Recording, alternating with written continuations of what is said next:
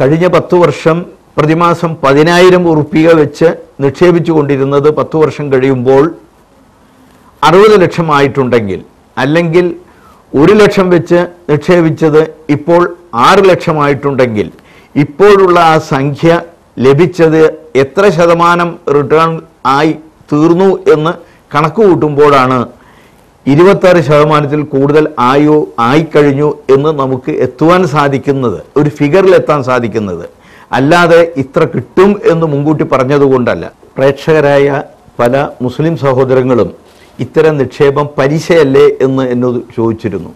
ഇതൊരിക്കലും പലിശയല്ല എന്ന് മനസ്സിലാക്കണം.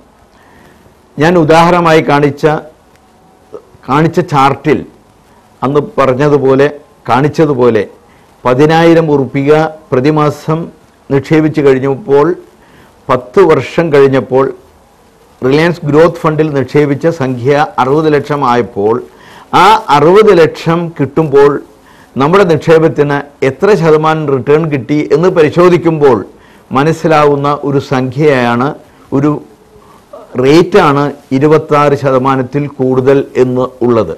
അല്ലാതെ നിക്ഷേപിക്കുന്ന സമയത്ത് ഒരിക്കലും 26% കൂടുതൽ റിട്ടേൺ കിട്ടുമെന്ന് ആരും വാഗ്ദാനം ചെയ്തിട്ടില്ല.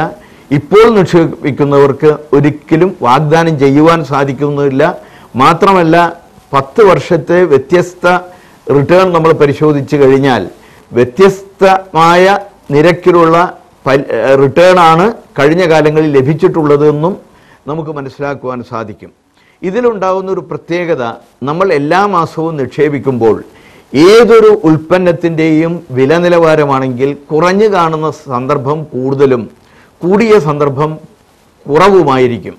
എല്ലാ മാസവും നമ്മൾ നിക്ഷേപിച്ചു കൊണ്ടിരിക്കുമ്പോൾ അധിക കാലങ്ങൾ ഉള്ള കുറഞ്ഞ കാലത്ത് നമ്മൾ നിക്ഷേപം നടത്തുമ്പോൾ അതിൻ്റെ ഫലമായി നമുക്ക് കൂടുതൽ യൂണിറ്റുകൾ ലഭിക്കുന്നു.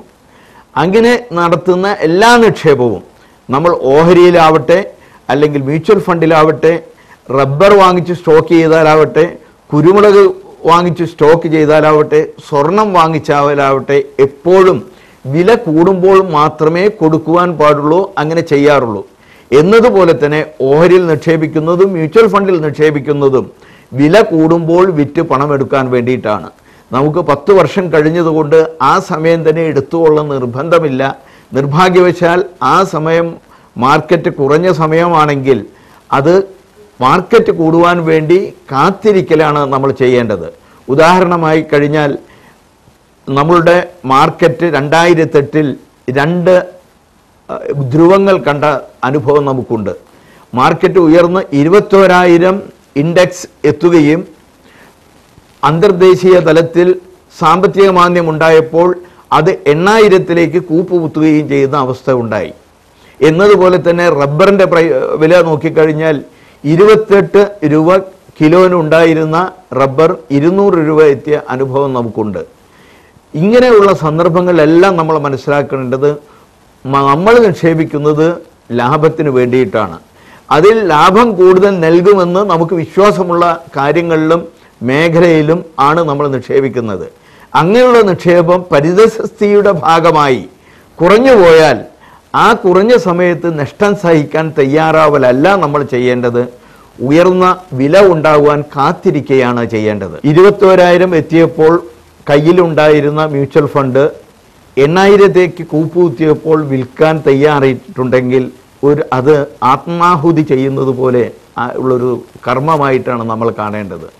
അതൊരിക്കലും നമ്മൾ ചെയ്യുവാൻ പാടില്ല. നമ്മുടെ കയ്യിലുള്ള ആ സമ്പത്ത് സാഹചര്യം കൊണ്ട് ഒരു മാറ്റം ഉണ്ടായപ്പോൾ അത് സ്വയം നഷ്ടപ്പെടുത്താൻ നമ്മൾ തയ്യാറാവുന്നത് തെറ്റാണ്.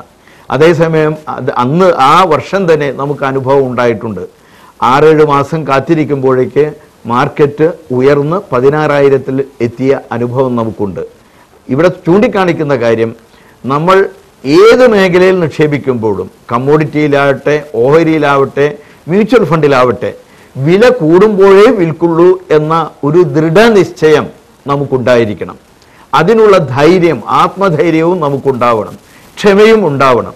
ധൈര്യവും ക്ഷമയും ഉള്ളവർക്ക് മാത്രമേ ഇത്തരം കച്ചവടം ചെയ്യുവാൻ സാധിക്കുകയുള്ളൂ എന്ന് വ്യക്തമായിട്ട് അടിവരയിട്ട് ഇവിടെ സൂചിപ്പിക്കുവാൻ ഞാൻ ആഗ്രഹിക്കുകയാണ്.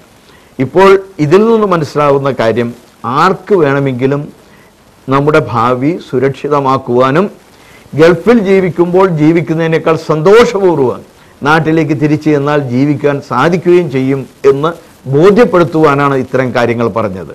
അതിനോടൊപ്പം നമ്മൾ ശ്രദ്ധിക്കേണ്ടത്, പലരും പറയുക നമ്മളുടെ ചെലവുകൾ വർദ്ധിക്കുന്നത് കൊണ്ട് ഒട്ടും തന്നെ സമ്പാദിക്കുവാൻ സാധിക്കുന്നില്ല എന്നുള്ള പരാതിയാണ്. ചെലവുകൾ വർദ്ധിക്കുന്നുണ്ട് എന്നുള്ളത് സത്യമാണ്, അതൊരു യാഥാർത്ഥ്യമാണ്, സമ്മതിക്കുന്നു. എന്നാൽ തന്നെ നമ്മൾ നാട്ടിലേക്ക് പോയി കഷ്ടപ്പെടുന്നതിൽ ഭേദമല്ലേ നമ്മൾ ഗൾഫിൽ ജീവിക്കുമ്പോൾ സ്വല്പം അച്ചടക്കത്തോടുകൂടി ജീവിച്ചുകൊണ്ട് നമ്മളുടെ കയ്യിൽ വരുന്ന പണത്തിൽ നിന്ന് സ്വല്പം നിക്ഷേപിക്കൽ എന്ന് നമ്മൾ ഓർത്തു നോക്കുക. നമ്മൾ ചെയ്യുന്ന എല്ലാ ചെലവുകളും ചെയ്യുന്നത് നമ്മുടെ കുടുംബത്തിനും നമുക്കും വേണ്ടിയാണ്. നമുക്കും നമ്മുടെ കുടുംബത്തിനും വേണ്ടി ചെയ്യുന്ന ആദ്യത്തെ ചെലവായിരിക്കട്ടെ നമ്മുടെ ഭാവിക്ക് വേണ്ടി സമ്പാദിക്കുന്നതും നിക്ഷേപിക്കുന്നതും എന്നൊരു തീരുമാനം എടുക്കുക.